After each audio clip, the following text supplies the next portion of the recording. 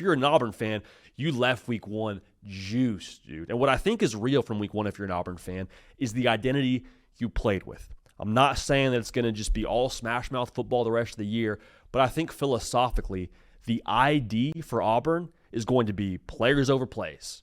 And if you're an Auburn fan, you have been asking for this for a very long time, because you're sitting here saying, hey, we got 3 portal classes that have been solid, all top 20, 2 of those in the top 10. We have 2 top 10 recruiting classes. Why are we not playing like it?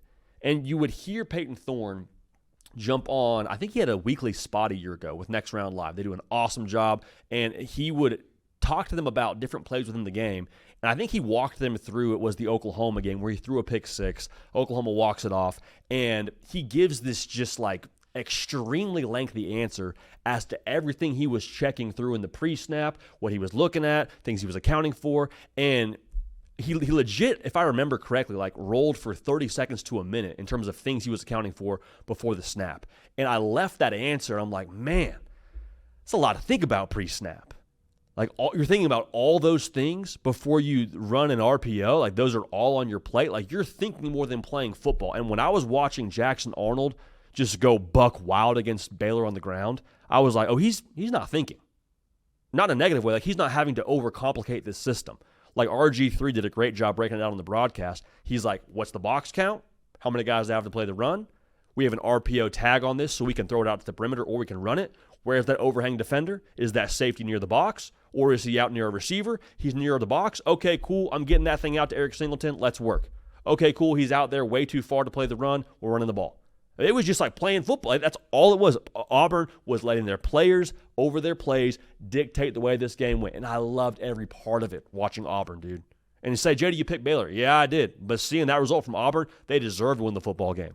Like, they just out-personneled Baylor. There was no ifs, ands, or buts about it. And that's not me taking a shot at, like, any Hugh Freeze game planning. If anything, that's saying, like, clap it up for Hugh Freeze, dude.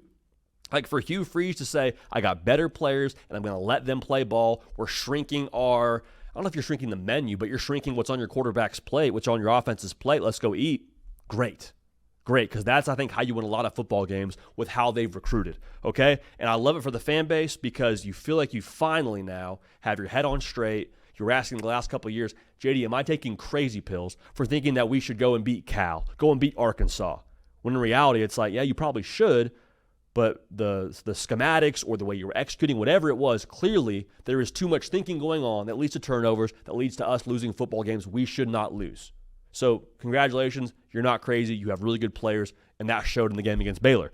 But I love it even more for Jackson Arnold because of, one, like we talked about his story at Oklahoma and just how down bad my man was and the amount of public criticism he faced.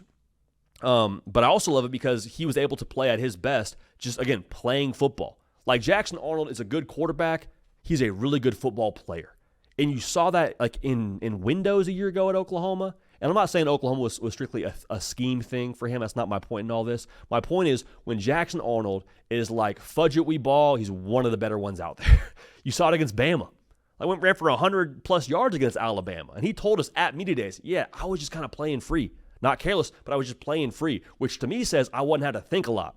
I was just doing my thing. I was just playing ball. I'm not solving for why. I'm not working through the quadratic formula. I'm not trying to figure out what the powerhouse of the cell is. I'm just playing football. And when he does that, dude, he's a good athlete, has a lot of talent around him to where good things happen.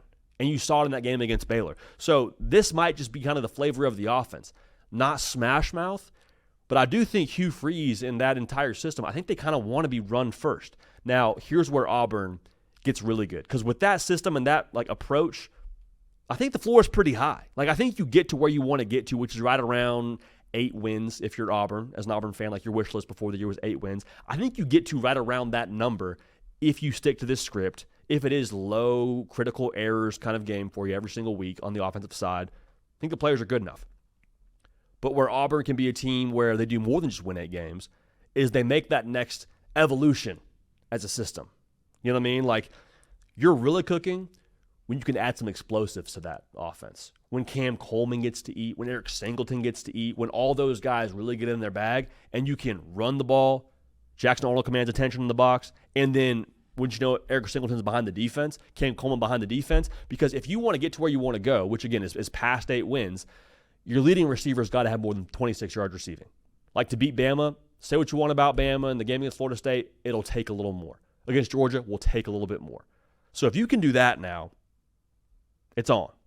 It's absolutely on. But again, I like that they are making it about the players, not about the scheme. It's not about, scheming guys open necessarily. It's more about, we have better players than you.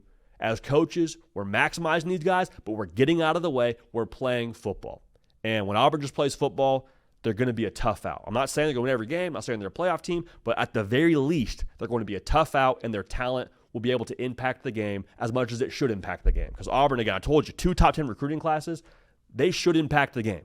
The portal pieces they got should impact the game. Singleton, Arnold, all that. I really loved the identity of Auburn, and I think that's going to be real here throughout the course of the season.